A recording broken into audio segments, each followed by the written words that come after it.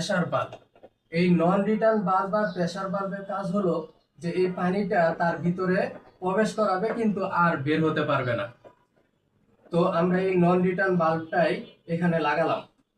লাগানোর পরে এখন আমরা এই পানিটা যখন আমরা গিজারটা সরানোর জন্য চেষ্টা করব তখন আমাদের একটা গেট বাল্ব বা বল বাল্ব লাগতে পারে।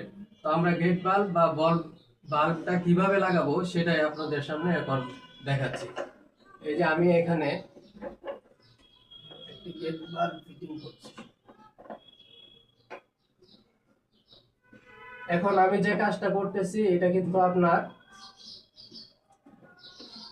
ঠান্ডা পানির লাইন।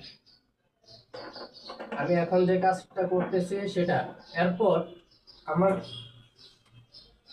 ঠান্ডা পানির যে এই যে আমার হাতে যে পাইপটা দেখতে পাচ্ছেন এই পাইপটা হলো লিক পাইপ বা ল্যাপ পাইপ।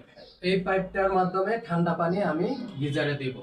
তো ঠান্ডা পানি দেওয়ার জন্য এই যে দেখতে পাচ্ছেন যে এখানে যে লাইনটা গেছে বরাবর এটা একবারে ট্যাঙ্কির থেকে ছাদ থেকে আসছে।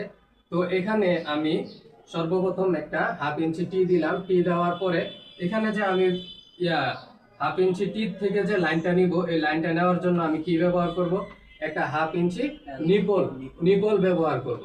তো হাফ ইঞ্চি নিপলটা ব্যবহার করছি দেখেন। এইটা স্কেলের তো